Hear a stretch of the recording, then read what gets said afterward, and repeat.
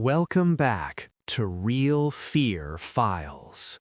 Today, we're heading into the Cumberland Wilderness, an area surrounded by missing persons, strange sightings, and stories that end the same way. No one goes back.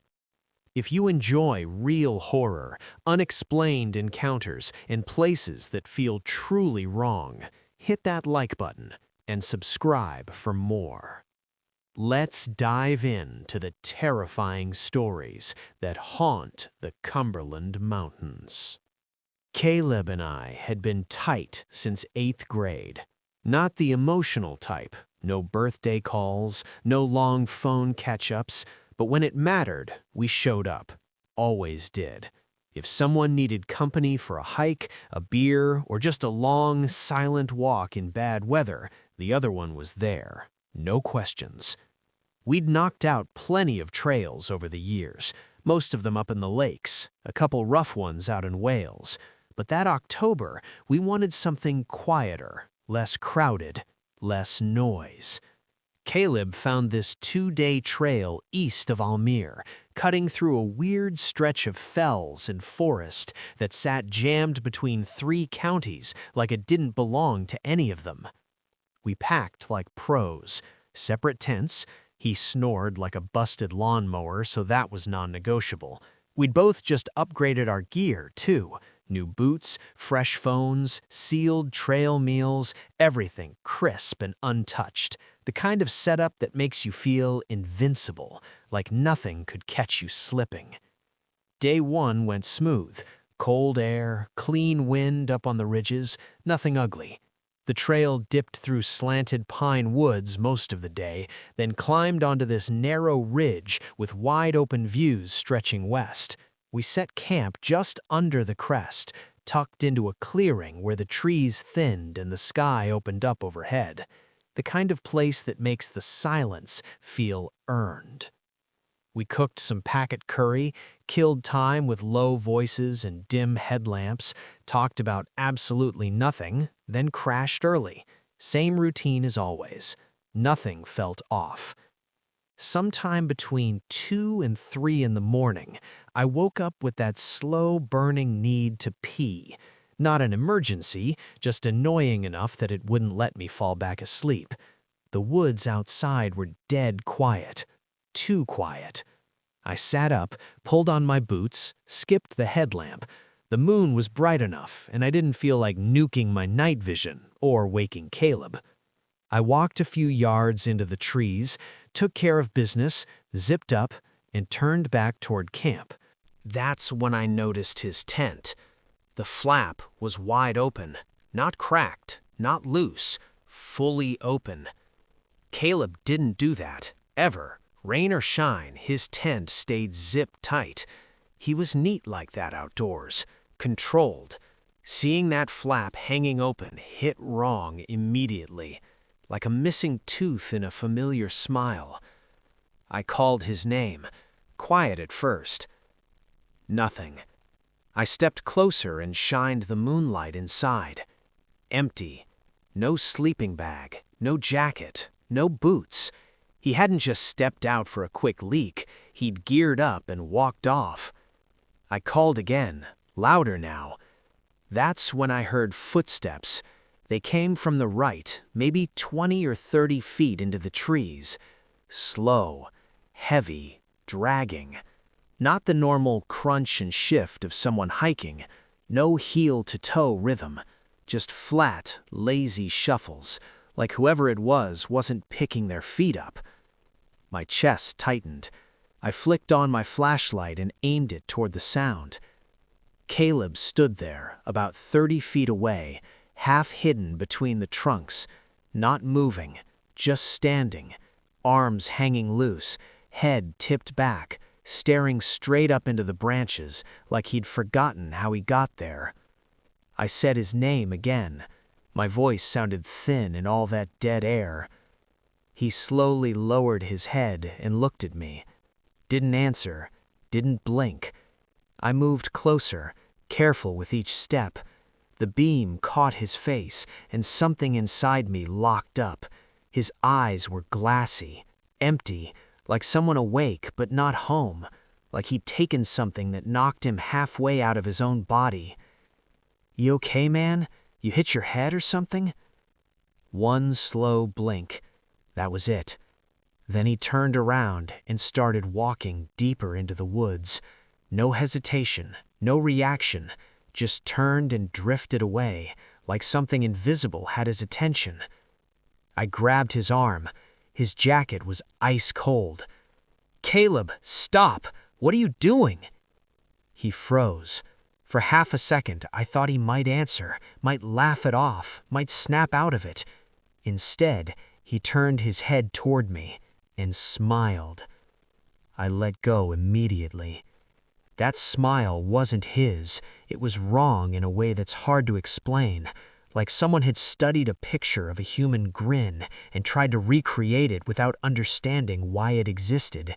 His mouth moved, his cheeks lifted, but his eyes stayed dead, flat, empty. It didn't belong on his face. He turned away again and kept walking. I followed for a few steps. I don't know why. Habit, denial, hope. Maybe I just needed proof that I wasn't losing my mind. That's when I noticed how he moved. His feet landed flat every time. No adjustments, no balance checks. Roots, rocks, dips in the ground. None of it mattered. He shuffled forward like a wind-up toy running out of juice. Arms swinging just enough to look almost natural, but never quite right. I stopped. The second I did, he stopped too. He didn't turn around, didn't speak, just stood there with his back to me, motionless, blending into the trees like he'd always been part of them. I whispered his name. The forest swallowed it whole. I backed away, slow at first, then faster, every nerve screaming. I made it back to my tent, yanked the zipper shut, and sat inside with the flashlight on, knees pulled up, breathing shallow. I didn't sleep, not even for a second. Gray light eventually seeped into the tent, dull and lifeless, like the world was hung over. I was still sitting upright when it happened, muscles locked, jaw tight. Every sound outside had been a threat all night, even the wind brushing the trees. Then I heard something close, too close, a soft scuff, fabric shifting against dirt. I slowly reached forward and pulled the zipper down an inch. Caleb was lying right outside my tent, curled on his side like a kid who'd fallen asleep on the couch, boots still on, jacket zipped. His face looked wrecked, scratches along his cheek, mud smeared up his collar, and a thin streak of dried blood above his eyebrow, like he'd been dragged through the woods and tossed back. I dropped down beside him and said his name. He stirred, groaned. His eyes fluttered open and squinted against the morning light. What the hell?" he muttered. He looked at me like he didn't recognize me at first, just blank confusion. Then something clicked and his brow furrowed. "What happened? Why's my head feel like it got hit by a truck?" I told him the easiest version, the lie that fit cleanest in the mouth. Said he probably got up in the night, tripped in the dark, smacked his head. Sleepwalking, maybe. I kept my voice steady, casual, like it was no big deal. He nodded slowly. Either he believed it, or he needed to. Didn't really matter. We packed up in silence. Took forever.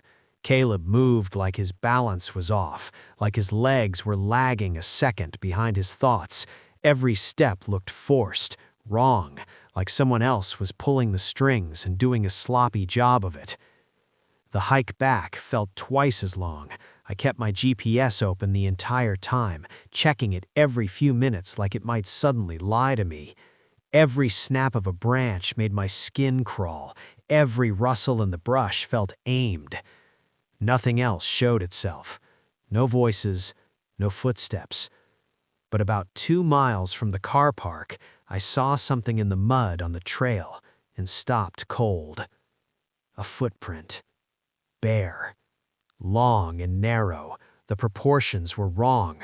The ball of the foot sat too far forward, stretched like it didn't belong there. The heel barely pressed into the mud, like whoever made it wasn't putting their weight down all the way. The mud inside it was still wet, fresh. I stared at it too long enough to feel that cold, sinking feeling creep back into my chest. Caleb didn't notice. Or maybe he did and didn't want to. We didn't talk on the drive. Not really. Just short, pointless comments about traffic and coffee. I dropped him straight at A&E and waited while they checked him in. They kept him overnight. CT scans, observation, the whole deal. Doctors said it was a mild traumatic brain injury. He was lucky.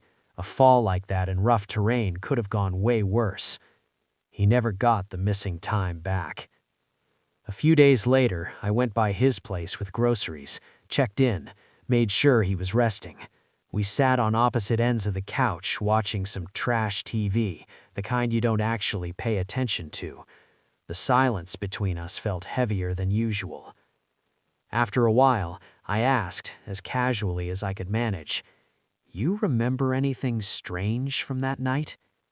He didn't answer right away. His eyes stayed on the screen, but I could see his jaw tighten. When he finally spoke, his voice was slow, careful, like he was testing each word before letting it out.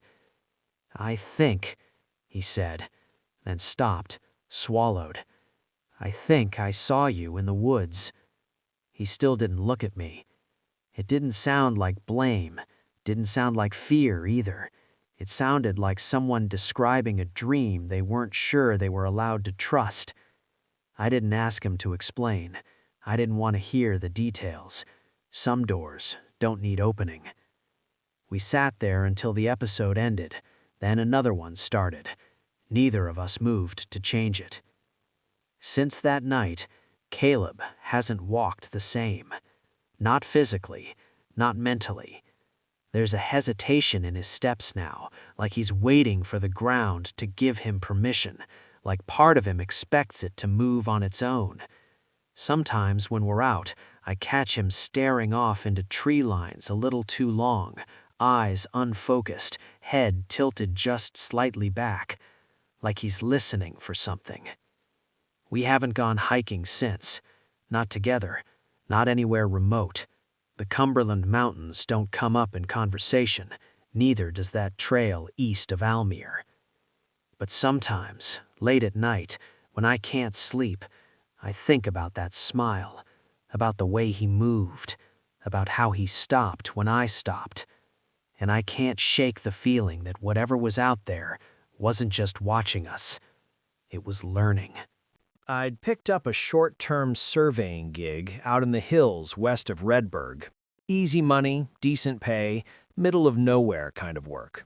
The kind where you don't see another human all day, and that's usually a blessing. That afternoon, I was working the far edge of the map they'd handed me, way past the old ridgeline, where the land started doing things that didn't quite add up.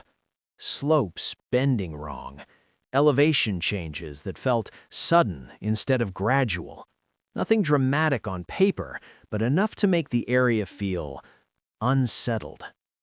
I was mostly focused on covering ground before the sun dipped. Didn't want to get caught hiking back in low light. I'd been out there about 3 hours when I spotted a collapsed fence post near a slanted trail that dropped toward a rocky hollow. Old fencing, half rotted, probably hadn't been touched in decades. I bent down to jot a quick note, and that's when I heard it. Something scraped along the ridge above me. Not loud, not sudden, just a dry drag, like leather pulled across stone. Short, controlled, intentional. I straightened up fast and scanned the ridgeline. Nothing. No movement, no silhouettes, no birds taking off. I stood there for a moment, listening. The woods stayed still. Could have been a deer, could have been anything. I wasn't new to this kind of work, and the woods are full of sounds that don't come with explanations, especially when you're alone long enough for your brain to start connecting dots that aren't there. I told myself it was probably an animal, maybe another hiker, though I hadn't seen a single person all day. Still, I waited a few more seconds, just to be sure. Then I moved on. I pushed through a thick patch of gorse and followed the trail down into the hollow. The deeper I went, the quieter it got. Not peaceful quiet, empty quiet, like the place was holding its breath. The slope was slick, and the ground softened the lower I went. Muddy, spongy in spots, like water pooled here whenever it rained hard. At the bottom, I found a partial stone wall, old, half-collapsed, choked with ivy, probably marked some boundary back when the land was split up differently. That's when the smell hit. Sweet at first, almost floral. Wrong, but subtle enough that my brain didn't reject it right away. Then it shifted. Rot. Heavy, thick, like raw meat left out too long in direct sun. The kind of smell that tightens your stomach before your mind catches up. I took a few cautious steps forward and noticed a dip in the soil. I crouched down. It was a pit, small, shallow, deliberate. Hand-sized stones lined the edges, placed carefully, like someone had taken time with it. Inside was a pile of feathers, mostly black and gray, some ripped apart, others clean and untouched. No body, no blood, just feathers. Sitting right on top was a cracked eggshell, ivory white, split clean down the middle, set there neatly, like it mattered where it landed. I stared at it, crouched there longer than I should have. It didn't make sense. There were no signs of a struggle, no mess, no tracks, no scat, nothing you'd expect from a predator kill. I ran through explanations in my head. Old den, hawk activity, fox stash, but none of it fit. I'd seen enough animal remains to know this wasn't normal. This wasn't feeding. This was arranged. I don't know how long I stayed there, but at some point, I felt it. The air behind me changed. No sound, no rustle, just pressure, like the space had tightened, like something had stepped into the same room without announcing itself. I turned, slowly. At first, I didn't see anything. Then, something shifted uphill. Between two leaning birch trees, something crouched low and moved just enough to break its outline. It was big, bigger than it should have been, and wrong. The shape didn't line up with anything familiar.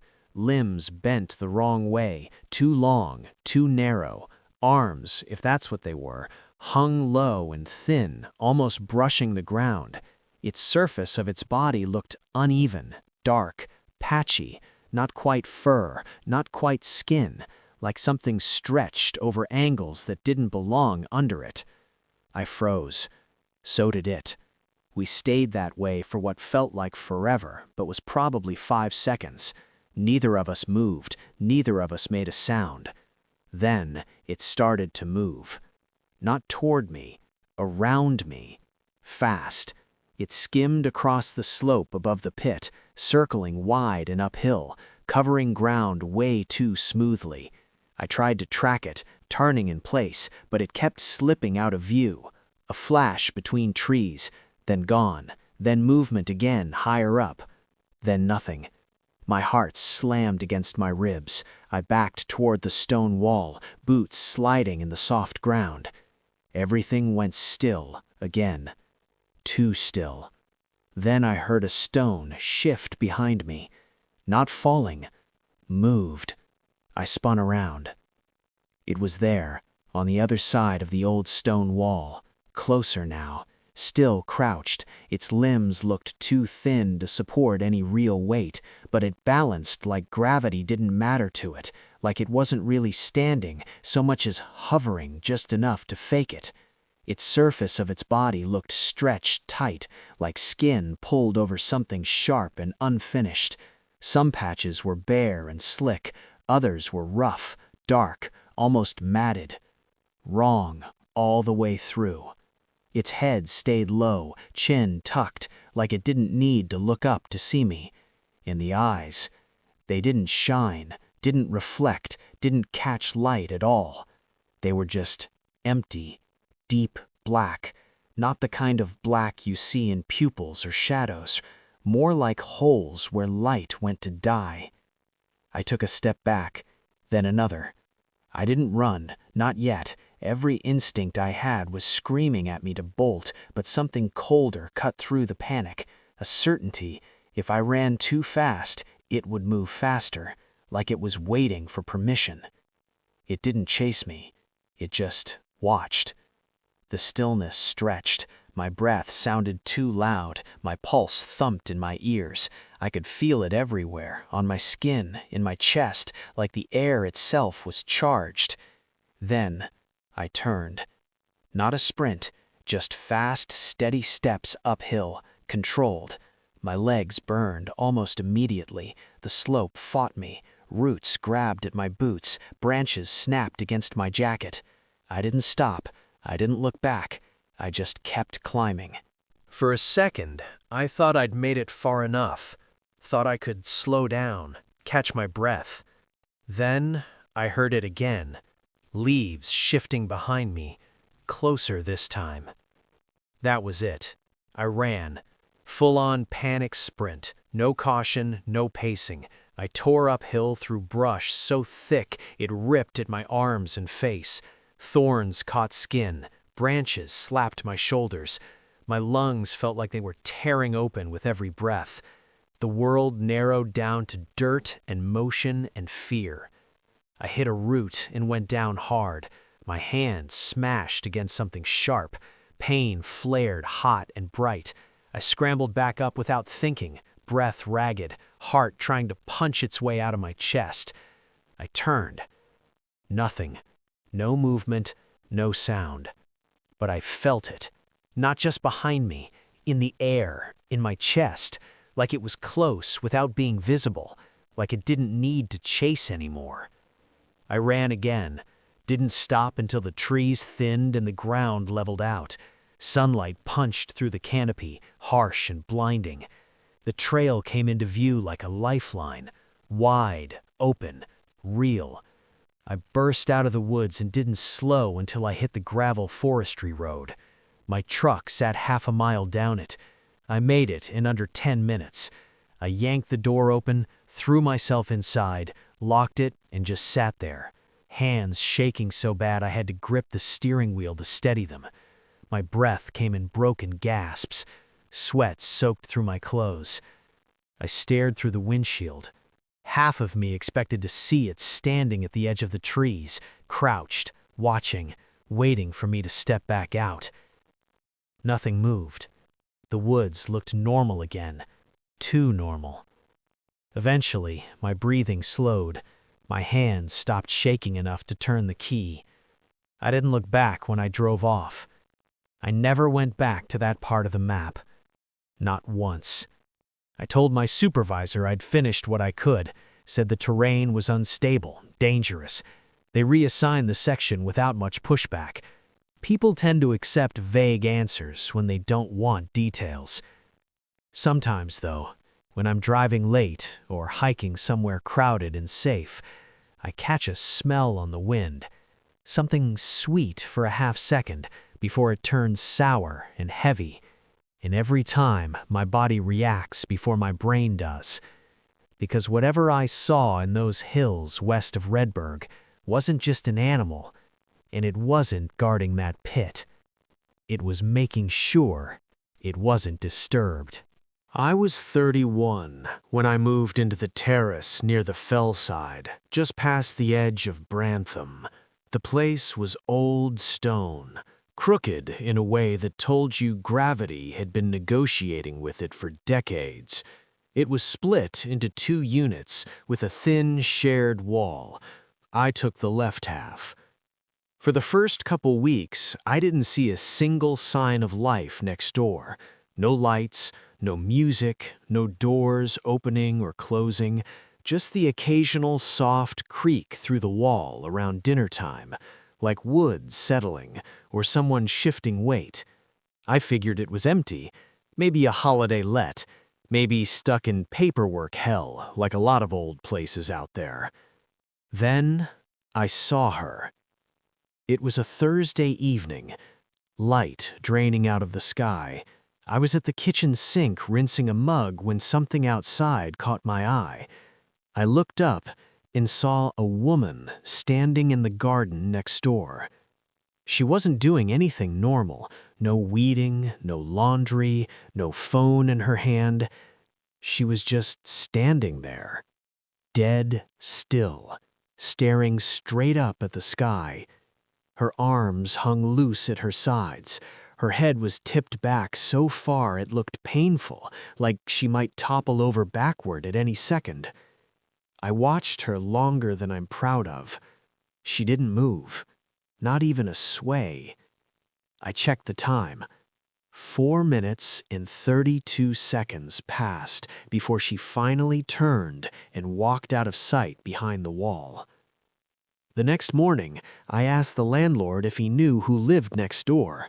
He barely looked at me, just muttered, "She keeps to herself," and steered the conversation straight to rent and paperwork. At the butcher's later that day, I tried again, asked casually.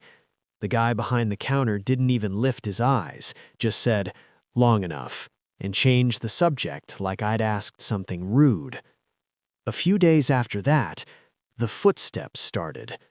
Every night, just after 6, same pattern, slow, steady, front to back, back to front.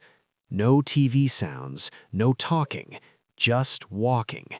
Not heavy footsteps, but deliberate, like each step was being placed with care.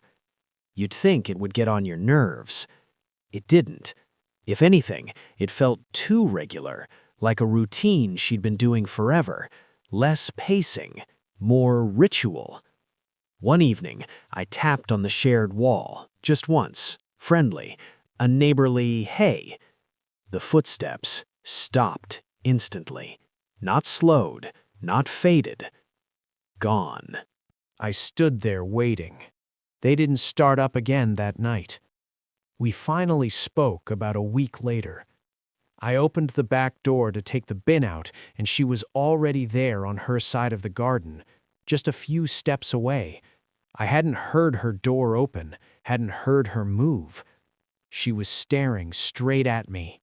No expression, no warmth, just eyes locked on mine. "You left your upstairs light on last night," she said. It threw me. I blinked.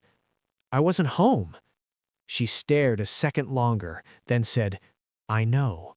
That's why I thought you should know." And that was it. She turned and walked back toward her door. No smile, no nod, no goodbye, just gone. After that, I got careful. I double-checked lights before leaving, locked doors even if I was just stepping out for milk. One night, my front door lock jammed like someone had tried to turn it from the outside. The bolt was halfway thrown when I got home. I knew I hadn't left it like that. I told myself it slipped. Old houses do weird things. Still, I started keeping my key in my pocket even while I was inside. Then one morning, I opened the curtains and froze.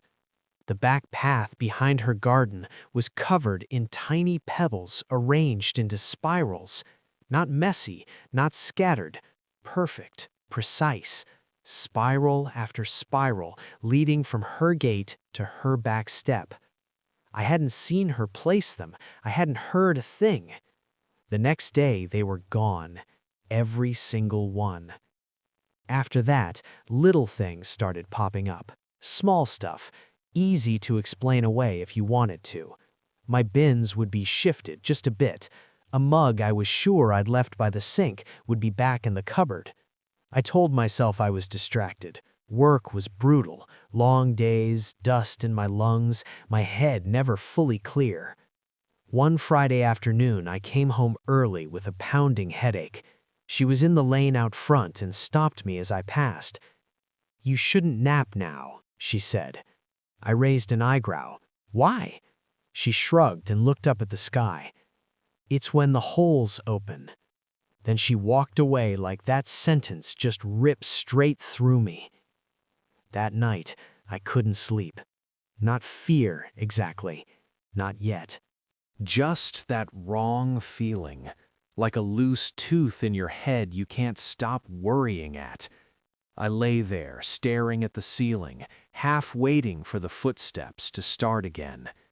Instead, I heard something else. The sound was faint at first, a slow drag, long, careful, like something heavy being pulled across wood. Then, silence. Then it happened again.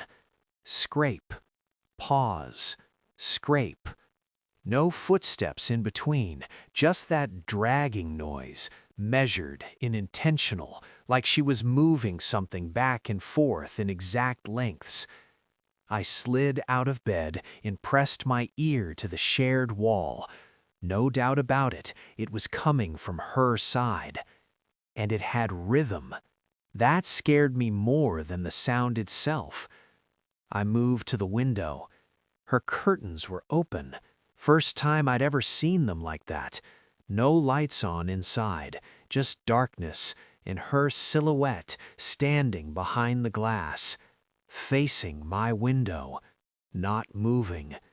I stepped back so fast I nearly tripped over the bed. I didn't sleep after that, just sat there until morning, heart thudding every time the house creaked. The next day, I went to the post office and asked Linda, quietly, if she knew anything about my neighbor. Her eyebrows jumped the second I mentioned it. "You mean the one with the eyes?" she said. That hit harder than it should have. "She's not bad," Linda added quickly, "but she's not right. Doesn't blink, you notice that? Yeah? Some folks say she moves easier at night." That evening, my post had been disturbed again. Nothing missing, nothing opened, just stacked, neat little squares on the hall table, letters grouped by size, perfect piles, like someone had sorted them for fun or study. My skin crawled. I crossed the garden and knocked on her door. No answer. I knocked again. Still nothing. That's when I noticed her letterbox. It was stuffed full of dead leaves, not blown in, packed, one by one, like someone had taken their time. 2 nights later, I woke up for no reason. No sound, no dream, just wide awake. My phone screen was dead, not dim, not asleep, completely black. I reached to plug it in and froze. Something pale was moving outside in the narrow lane between our houses. I leaned toward the window. It was her. She was on her hands and knees, crawling slowly around her own house, careful, methodical, like she was tracing something only she could see. I watched her complete a full circle. When she reached her back door, she stopped. Then, without any build-up, she stood straight up in one smooth motion. No strain, no adjustment, like a puppet yanked upright by a string. I dropped below the windowsill and didn't move again until dawn. The next day, I called the council, tried to sound calm, said I was worried about my neighbor, that she might be unwell. They sent a man out that afternoon. I watched from behind the curtain. He knocked. She answered. He didn't go inside. They talked for less than a minute. Then he nodded and walked off like he'd just asked for directions. That night, I found another spiral of pebbles. This time, they were on my bedroom windowsill. I brushed them off with shaking hands, shut the window, locked it. Locking it felt important, even if I didn't know why. 2 weeks passed. I slept with the hallway light on, kept music playing low just to kill the silence. I started jumping at normal sounds, pipes, wind, my own footsteps. Then, one night, 3 slow knocks at the front door. I checked the peephole. No one there. 3 knocks came from the back door, then from the side of the house, then, impossibly, from above my bedroom, from the attic. That was the only time I called the police. 2 officers showed up, walked the property, found nothing. I told them everything, the woman, the sounds, the stones, the crawling. The younger one gave me that polite look, the one people give when they're humoring you. The older officer just sighed and said, "You're not the first tenant who's called us from that address." I moved out the next morning, didn't wait for sunrise, paid the fee, loaded my car in the dark, left the key under the mat. I didn't say goodbye. I didn't look back. A few years back, early spring, my Uncle Ray called me out of the blue. No warning, no small talk, just straight into business. He ran a small woodland survey outfit up near Penrith and said he needed someone reliable, someone who didn't wander, someone who didn't hand in sloppy notes or start freelancing their own ideas halfway through a job. He had a new plot to chart between Bowscale and the edge of the Grainsdale runoff. I'd just walked away from a teaching job in East London. Burned out doesn't even cover it. I hadn't lined anything else up, and 5 days alone in the woods sounded like exactly the kind of reset my head needed. So I said yes.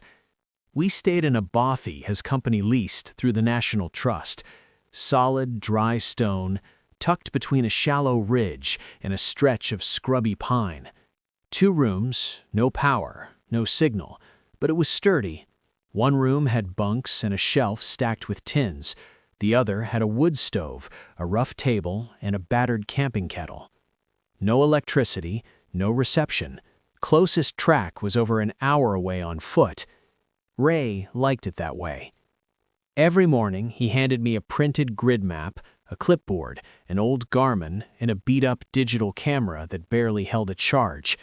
He handled the technical stuff, soil samples, reports, talking to whoever hired us. My job was simple.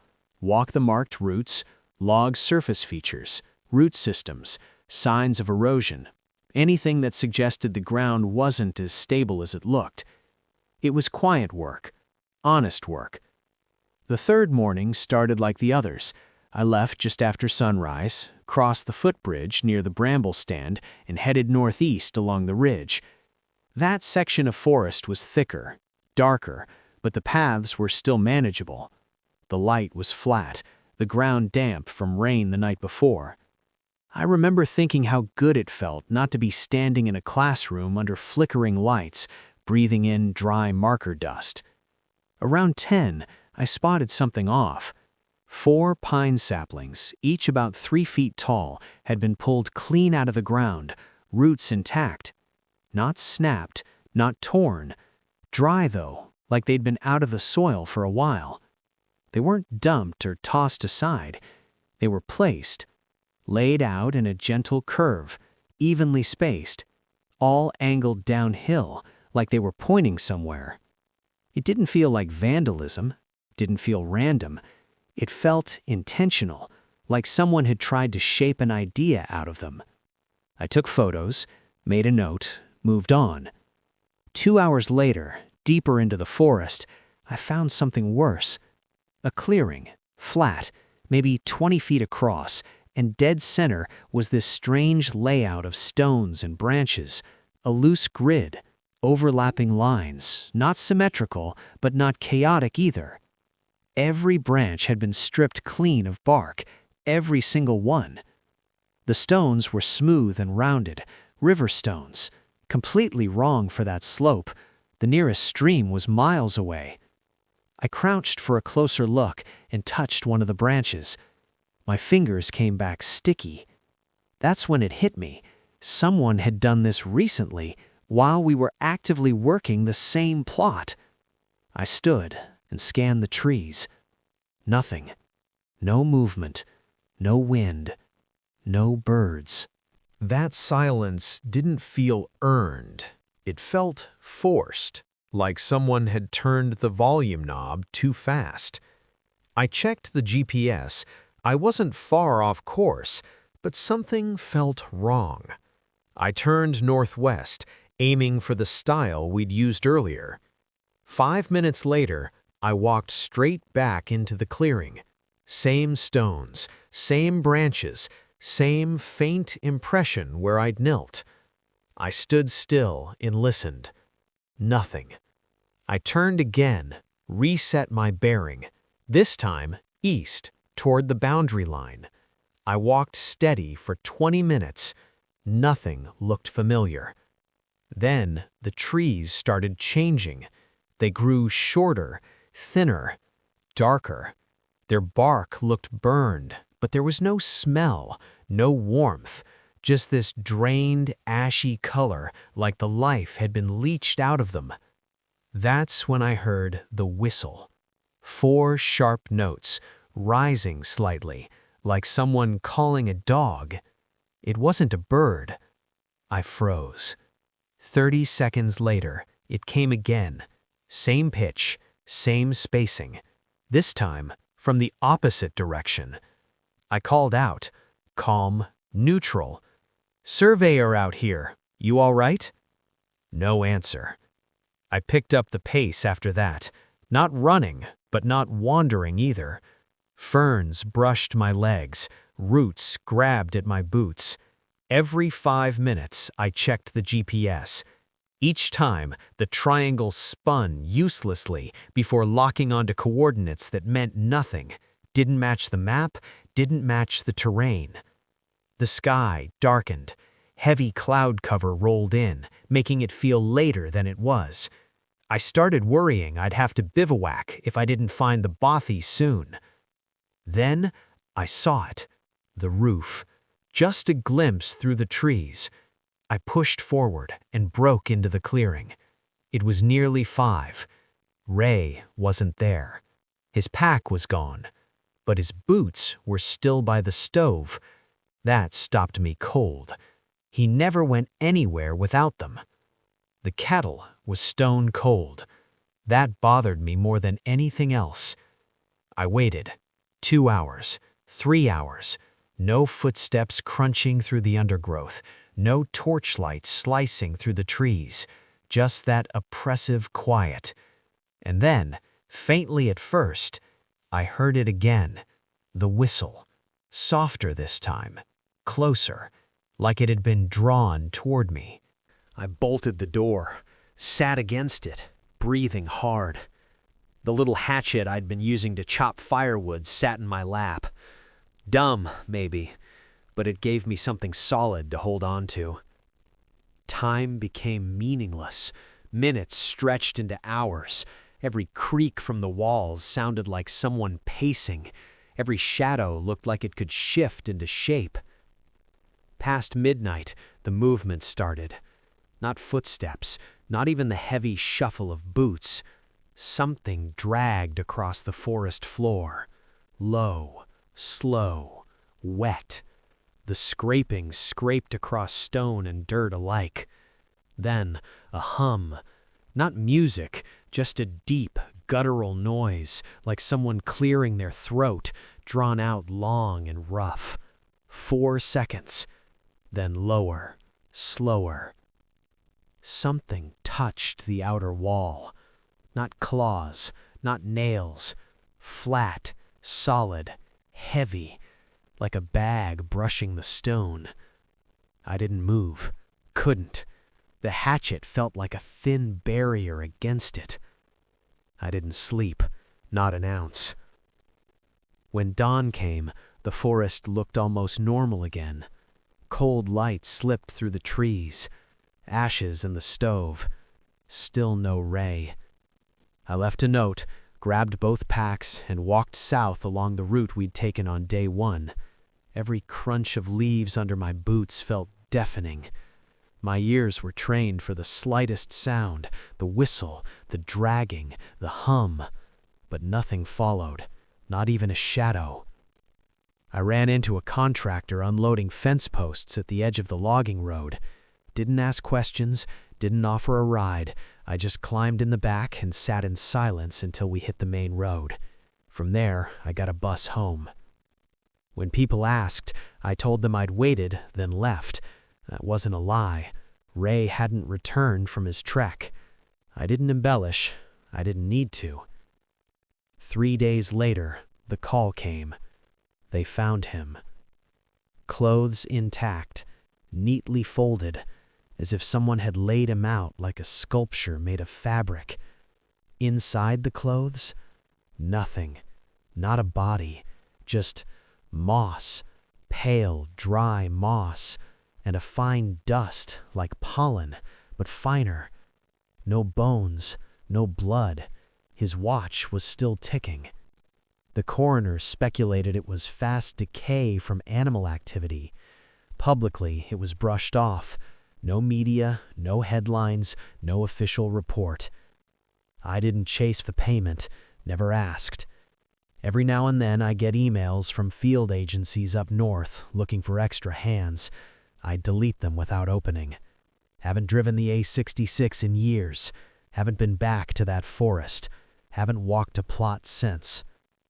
Ray is gone, and whatever took him, whatever lingered in that clearing with the stones and the branches, I never saw again. But I can still hear that whistle when the wind hits just right. And I still wonder, sometimes, if the forest is waiting for the next surveyor.